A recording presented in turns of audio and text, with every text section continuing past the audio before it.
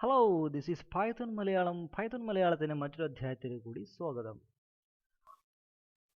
Object oriented പ്രോഗ്രാമിങ്ങിനെ കുറിച്ച് കുറച്ചുകൂടി കാര്യങ്ങൾ ഈ ക്ലാസ്സിലൂടെ പറയാനാണ് ഉദ്ദേശിക്കുന്നത്. സ്റ്റാർട്ട്.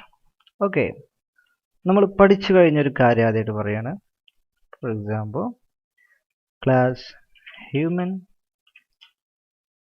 നമ്മൾ മനസ്സിലാക്കിയൊരു കാര്യമാണ് വാക്ക്, പ്രിന്റ്, വർക്കിംഗ്.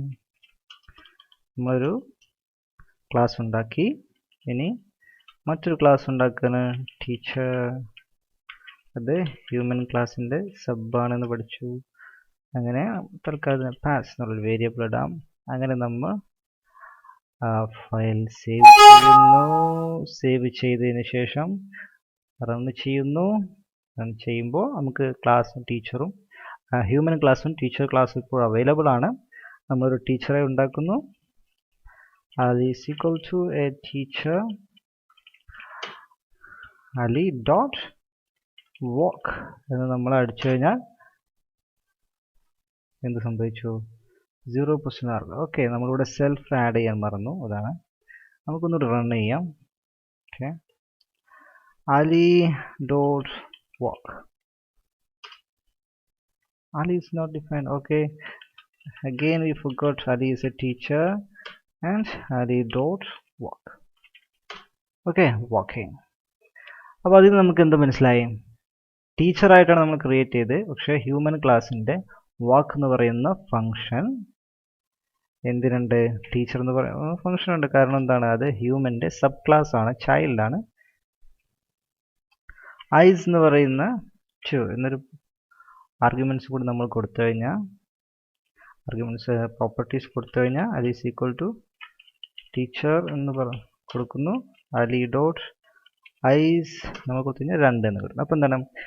ടോപ്പ് ക്ലാസിൻ്റെ സബ് ക്ലാസ്സിന് ടോപ്പ് ക്ലാസിൻ്റെ പ്രോപ്പർട്ടീസും ഫങ്ഷനൊക്കെ അനന്തരമായി കിട്ടും എന്ന് നമ്മൾ കഴിഞ്ഞ ക്ലാസ്സിൽ പഠിച്ചതാണ്. ഇതിനെയാണ് നമ്മൾ എന്ത് പറയുന്നത്?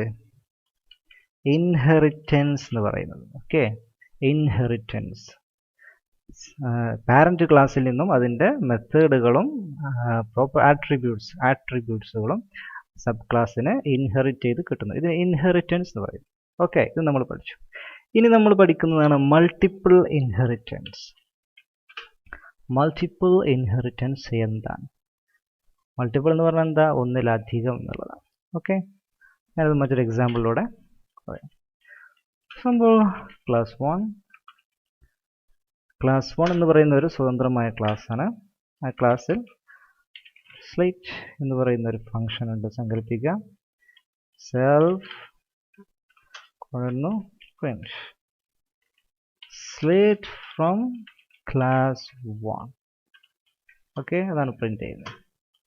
നമുക്ക് ക്ലാസ് 2 എന്ന് പറയുന്ന മറ്റൊരു ഫംഗ്ഷൻ ഉണ്ട്. ഇത് ക്ലാസ് 1ൻ്റെ സബ് ക്ലാസ് അല്ല, ഇത് സ്വതന്ത്രമായ മറ്റൊരു ക്ലാസ്സാണ്.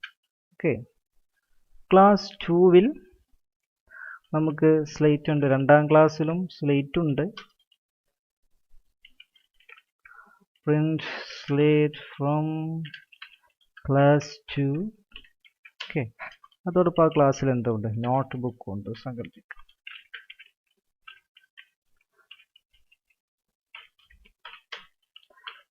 Print note book from class 2. Okay, ഇനി ക്ലാസ് 3, 3ാം ക്ലാസ്. അതൊരു ക്ലാസ്സാണ്. ഡിഫൈൻ ചെയ്യുന്നു. ഇവിടെ നോട്ട് ബുക്ക് ഉണ്ട്. നമുക്കൊരു കാര്യം ചെയ്യാം, ജസ്റ്റ് കോപ്പി പേസ്റ്റ് അടിക്കാം. ഓക്കെ, നോട്ട് ബുക്ക് ഒന്നുണ്ട്. Note book from class 3. അതോടൊപ്പം തന്നെ 3ാം ക്ലാസ്സിൽ എന്തുണ്ട്? ടെക്സ്റ്റ് ബുക്ക് ഉണ്ട്.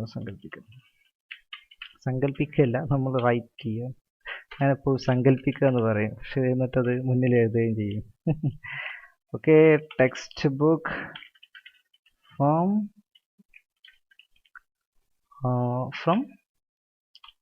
ക്ലാസ് 3. ഓക്കെ, 3 ക്ലാസ്സുകളാണ്. ഇവയൊന്നും പരസ്പരം സബ് ക്ലാസ്സോ പാരന്റോ ചൈൽഡോ ഒന്നുമല്ല, ഡിഫറെൻറ്റ് ക്ലാസ്സസ്. അപ്പം നമ്മൾ ഒരു സ്റ്റുഡൻറ്റ്. Okay, students. ഇപ്പോൾ ഒരു സ്റ്റുഡൻറ്റിനെ നമ്മൾ ക്രിയേറ്റ് ചെയ്തു. ആ സ്റ്റുഡൻ്റ് എന്താണ്? സ്റ്റുഡൻ്റ് എന്ന് പറയുന്നത് മറ്റൊരു ക്ലാസ്സാണ് നമ്മൾ ക്രിയേറ്റ് ചെയ്യുക. സോറി, ഓക്കെ, ക്ലാസ് സ്റ്റുഡൻറ്റ് എന്ന് പറയുന്ന മറ്റൊരു ക്ലാസ് ക്രിയേറ്റ് ചെയ്തു.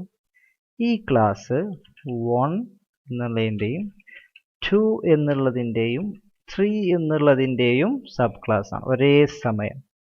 ഓക്കെ, ഒരേ സമയം ഒരൊറ്റ ക്ലാസ്സിൻ്റെ മാത്രം ചൈൽഡ് ആവണമെന്ന് നിർബന്ധമൊന്നുമില്ല. 3 ക്ലാസ്സുകളുടെയും ചൈൽഡായിട്ട് സ്റ്റുഡൻറ്റ് ക്ലാസ് വന്നു. ഇതിനെയാണ് നമ്മൾ മൾട്ടിപ്പിൾ ഇൻഹെറിറ്റൻസ് എന്ന് പറയുന്നത്. നേരത്തെ നമ്മൾ ഹ്യൂമൻ ക്ലാസ് മാത്രമായിരുന്നു ജസ്റ്റ് ഇൻഹെറിറ്റൻസ്. ഒന്നിലധികം ക്ലാസ് വന്നപ്പോൾ 2 or 3 അതിലധികമോ ആയി കഴിഞ്ഞാൽ അതാണെന്ത് മൾട്ടിപ്പിൾ ഇൻഹെറിറ്റൻസ് എന്ന് പറയുന്നത്. നമ്മൾ ജസ്റ്റ് പാസ്. ഓക്കെ, ക്ലാസ്സിൽ പ്രത്യേകമായിട്ടൊന്നും ആഡ് ചെയ്യുന്നില്ല. ഇനി നമ്മൾ ഒരു സ്റ്റുഡൻറ്റിനെ ക്രിയേറ്റ് ചെയ്യാം. എന്താണ്?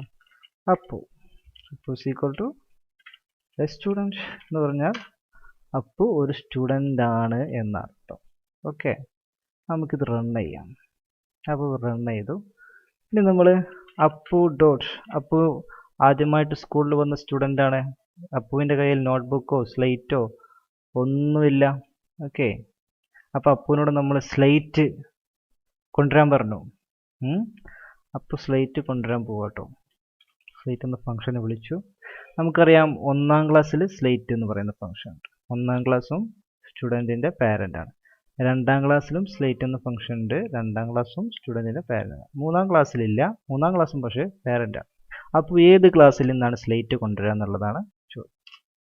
Slate from class 1. അപ്പോൾ 1ാം ക്ലാസ്സിൽ നിന്നാണ് സ്ലേറ്റ് വാങ്ങിയത്. എങ്ങനെയാണത്? കാരണം അപ്പുവിനോട് നമ്മൾ സ്ലേറ്റ് കൊണ്ടുവരാൻ പറഞ്ഞതും അപ്പോൾ ആദ്യം എന്ത് ചെയ്യും? 1ാം ക്ലാസ്സിൽ പോകും. 1ാം ക്ലാസ്സിന് സ്ലേറ്റ് ചെന്നപ്പോൾ തന്നെ ഒരു കുത്തു, നീ എടുത്തോ, ഞങ്ങൾക്ക് വേണ്ട സ്ലേറ്റ് എന്നൊക്കെ പറഞ്ഞു ഒരു സ്ലേറ്റ് കൊടുത്തതും അപ്പു സ്ലേറ്റും കൊണ്ട് തിരിച്ചു പോകുന്നു. അപ്പോൾ 2ാം ക്ലാസ് വരെ സ്ലേറ്റ് അപ്പുവിന് ആവശ്യമില്ല, ഇവിടെ നിന്ന് വാങ്ങിയിട്ടില്ല. ഓക്കെ, അപ്പോൾ ഒന്നാമത്തെ പാരൻറ്റിൽ നിന്ന് തന്നെ ഫംഗ്ഷൻ കിട്ടിയത് കൂടി അപ്പു അവിടെ നിന്ന് സ്ലേറ്റും കൊണ്ട് വന്നു. ഓക്കെ, നമ്മൾ അപ്പുവിനോട് നോട്ട് ബുക്ക് കൊണ്ടുവരാൻ പറഞ്ഞു. നോട്ട് ബുക്ക് കൊണ്ടുപോകാൻ അപ്പു എന്ന് ടീച്ചർ പറഞ്ഞു. അപ്പു നോട്ട് ബുക്കും തിരഞ്ഞു പോയി. Note book from class 2. കാരണം എന്താ? അപ്പോൾ ആദ്യം 1ാം ക്ലാസ്സിൽ തന്നെയാണ് പോയത്. സ്ലേറ്റൊക്കെ കിട്ടിയതല്ലേ, നോട്ട് ബുക്കും കിട്ടുമെന്ന് കരുതി പോയി നോക്കിയപ്പോൾ അവരുടെ അടുത്ത് സ്ലേറ്റ് ഇല്ല, അവരുടെ അടുത്ത് നോട്ട് ബുക്ക് ഇല്ല, ആകെ സ്ലേറ്റേ ഉള്ളൂ. അപ്പോൾ എന്ത് ചെയ്തു? 2ാം ക്ലാസ്സിൽ പോയി. 2ാം ക്ലാസ്സിൽ പോയപ്പോൾ അവരുടെ അടുത്ത് സ്ലേറ്റ് ഉണ്ട്, നോട്ട് ബുക്കും ഉണ്ട്. അവരെന്ത് ചെയ്തു? നോട്ട് ബുക്ക് കൊടുത്തു. നോട്ട് ബുക്ക് നീ എടുത്തോ, പ്രശ്നമൊന്നുമില്ല, ഞങ്ങൾക്ക് കുഴപ്പമൊന്നുമില്ല, നീ കൊണ്ടുപോയോ എന്ന്. അവരോട് നോട്ട് ബുക്ക് അപ്പുവിന് 2ാം ക്ലാസ് വരെ കൊടുത്തു. 3ാം ക്ലാസ് വരെ അടുത്ത് അപ്പു പോകേണ്ട ആവശ്യം വന്നില്ല. ഓക്കെ, ഇനി അപ്പുവിന് ടെക്സ്റ്റ് ബുക്ക് വേണം. അപ്പോൾ ടെക്സ്റ്റ് ബുക്ക് കൊണ്ടുവരാൻ പറയുന്നു. അപ്പോൾ നേരെ 3ാം ക്ലാസ് വരെ അടുത്ത് പോയിട്ട് അവിടെ നിന്ന് ടെക്സ്റ്റ് വാങ്ങി എന്നല്ല അർത്ഥം. അപ്പോൾ ആദ്യം 1ാം ക്ലാസ് തന്നെ പോയി, അവിടെ ടെക്സ്റ്റ് ബുക്ക് ഇല്ല. പിന്നെ 2ാം ക്ലാസ് പോയി, പഴയ സഹായികളല്ലേ എന്നൊക്കെ കരുതി 2ാം ക്ലാസ് പോയപ്പോൾ അവരുടെ അടുത്തും ടെക്സ്റ്റ് ഇല്ല. അവർ പറഞ്ഞു സ്ലേറ്റ് നോട്ട് പുസ്തകം ഞങ്ങൾ വേണമെങ്കിൽ തരാം, പക്ഷേ ടെക്സ്റ്റ് ബുക്ക് ഞങ്ങളുടെ അടുത്തില്ല. അപ്പോൾ എന്ത് ചെയ്തു? അപ്പോൾ 3ാം ക്ലാസ്സിലേക്ക് പോയി. 3ാം ക്ലാസ്സിൽ എടുക്കുന്ന ടെക്സ്റ്റ് ബുക്ക് കിട്ടി. Appu text book from class 3. So ഇതാണ് മൾട്ടിപ്പിൾ ഇൻഹെറിറ്റൻസ്. അഥവാ ഒന്നാമത്തെ ഫംഗ്ഷനിൽ ഇല്ലെങ്കിൽ 2ാമത്തേൽ പോയി വെക്കും, 2ാമത്തേൽ ഇല്ലെങ്കിൽ 3ാമത്തേൽ പോയി വെക്കും എന്ന രൂപത്തിൽ നമുക്ക് ഫംഗ്ഷനുകളെ യൂസ് ചെയ്യാൻ പറ്റുന്ന രൂപത്തിൽ ഒരുപാട് പാരൻറ്റുകളെ ഒരു ക്ലാസ്സിന് പാരൻറ്റ് ക്ലാസ് ആയിട്ട് കിട്ടുമ്പോൾ അതിനെയാണ് നമ്മൾ മൾട്ടിപ്പിൾ ഇൻഹെറിറ്റൻസ്. അതിൽ നിന്നൊക്കെ ഫംഗ്ഷനുകളും മെത്തേഡുകളും ആട്രിബ്യൂട്ടുകളും സ്റ്റുഡൻറ്റ് ക്ലാസ് ആക്സസ് ചെയ്യും. ഇതിനെയാണ് മൾട്ടിപ്പിൾ ഇൻഹെറിറ്റൻസ് എന്ന് പറയുന്നത്, അല്ലേ? നമ്മൾ റിയൽ ലൈഫിലും അങ്ങനെ തന്നെ അല്ലേ? നമ്മുടെ അടുത്ത് എന്തൊരു സാധനം ഉണ്ടെങ്കിൽ ആദ്യം നമ്മൾ നമ്മളെ വീട്ടിൽ അല്ലെങ്കിൽ തൊട്ട കൂട്ടുകാരൻ്റെ അടുത്ത് അല്ലെങ്കിൽ അതിൻ്റെ അപ്പുറത്തടുത്ത് ഒരാൾക്ക് നിന്ന് കിട്ടിക്കഴിഞ്ഞാൽ പിന്നെ നമ്മൾ മറ്റൊരാൾക്ക് പോവില്ല എന്ന് പറയുന്ന പോലെ അടുത്തടുത്തുള്ള ആളുകളിൽ നിന്ന് നമ്മൾ മെത്തേഡുകളും ആട്രിബ്യൂട്ട്സുകളും ആക്സസ് ചെയ്യുന്നു. That is called multiple inheritance. I hope you got something from this video. നമുക്ക് വീണ്ടും കാണാം. പൈത്തൺ മലയാളം ട്യൂട്ടോറിയൽസിനായി ഈ ചാനലിൽ സബ്സ്ക്രൈബ് ചെയ്യാൻ മറക്കല്ലേ. വീഡിയോ ഇഷ്ടപ്പെട്ടാൽ ഒരു ലൈക്ക് അടിക്കണേ. നിങ്ങളുടെ ലൈക്കുകളാണ് എൻ്റെ അടുത്ത വീഡിയോക്കുള്ള ഊർജം. സോ വീണ്ടും കാണാം അടുത്ത വീഡിയോയിൽ. ഇതുവരെ ഗുഡ് ബൈ.